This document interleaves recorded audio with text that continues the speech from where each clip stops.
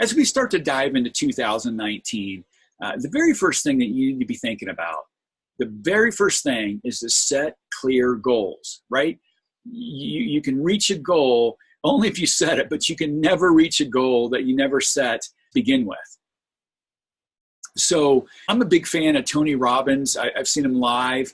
I'm also a fan of a lot of other motivational experts out there. But Tony Robbins, he's got some really, really good stuff, really motivational stuff, really, gets you thinking about where your goals are and where you're going. And he's got this great quote in one of his goal setting books. And it's setting goals is the first step in turning the invisible into the visible. So we tend to get really busy with all the distractions of our day, all the devices and social media alerts screaming for our attention. Then all the work issues invade your day all day long. What seems like a minute by minute endless stream of questions. I can't find where my technicians are. I need to generate more leads. I can't get my average service ticket up. Whatever it is, we're super busy, right? A lot of that stuff can truly be classified as commentary. And what we really need to be focused on is our goals. What are we trying to accomplish? Where are we trying to get to? Again, you can't reach goals if you don't have any goals.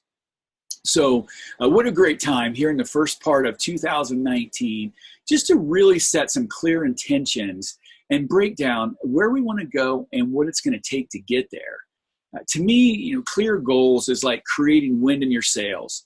I think of it as, your business, if you don't have clarity in your goals and where you're going, you're almost a sailboat that's just out to sea. There's no wind, there's no momentum. You're just kind of going with the flow, right? So what I've always found in my business and the clients that we work with is the moment that we get clear on our goals, when we set an intention, we can almost create our own wind behind us to push us along. That's what being clear on your goals is for. And that's what this is all about. I know you guys set goals, and that's probably why you're here on today's session. But I just want to take a minute to remind you the power of goals.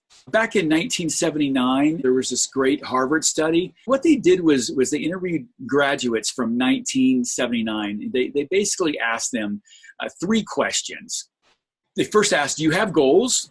Do you have a clear plan for accomplishing those goals? And do you have them written down? 84% of the graduates had no specific goals. They were like, okay, I'm going to graduate and I'm going to use my degree and my life's going to be great. Not so much. 13% had goals, but they really weren't written down anywhere. And then 3%, and this is the 3% rule, 3% had clear written goals that they had a plan that was written out. Here's where I'm going to get to, at least from a high level, how I think I can make it happen. That was their focus. And here's the result.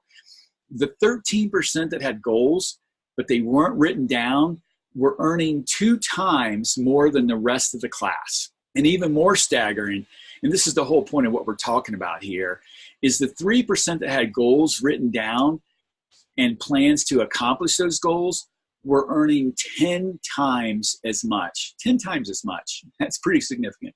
So really what I want to do is tap into the 3% rule.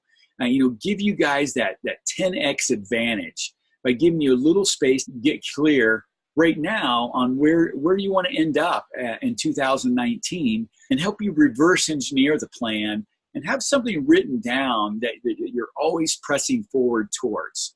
My goal setting framework is obviously to have written goals and plans.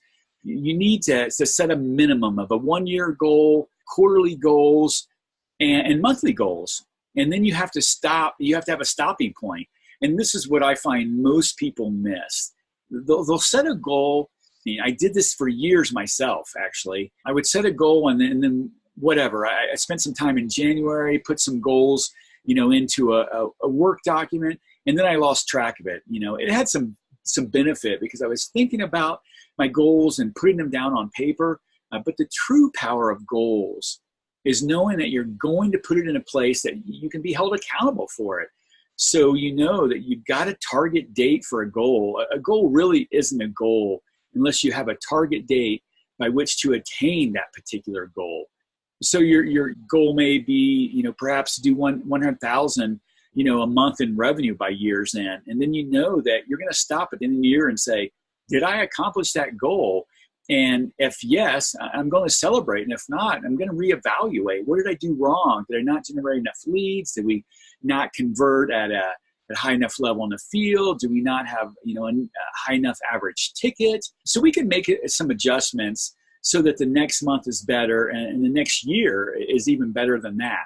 I find that when you buy into the power of goals and you really put this type of ritual into place where you set the goals, you have a stopping point, you have something that you and your team are pressing forwards towards, then you can really start to build some momentum, what we call big mo, and build what I think is the most valuable muscle that you can develop, which is the muscle that's the ability to set an intention, to do the activity and then accomplish the result.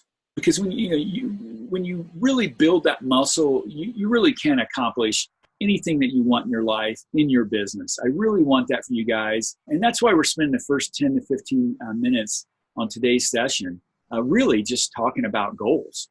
So the first page in our worksheet is, what's your target revenue? So if you could wave a magic wand and kind of project forward to the end of this year, to the end of 2019, and I want you to just write this down, because that's kind of the first thing that we want to do is have this stuff, to jot it down. How much revenue do you want to end 2019 with? And then what is that going to be monthly? As simple as you're going to do whatever it is, 3 million in revenue this year, divide that by 12, and then what's that number? I want you guys to either write this down on a separate pad or put it in the worksheet that you printed out that I gave you. And I also want to hear from some of you guys in the comments box, in the chat box, just so I can make sure that you're thinking. You haven't fallen asleep on me. You're not over on Facebook. What are you thinking about your goals? And you're not just making up unrealistic numbers. You actually have real numbers that you can plot a path toward and work toward. So now what we want to do is kind of reverse engineer your target revenue goal based on, how many calls are you going to have to generate in order to make that goal reality?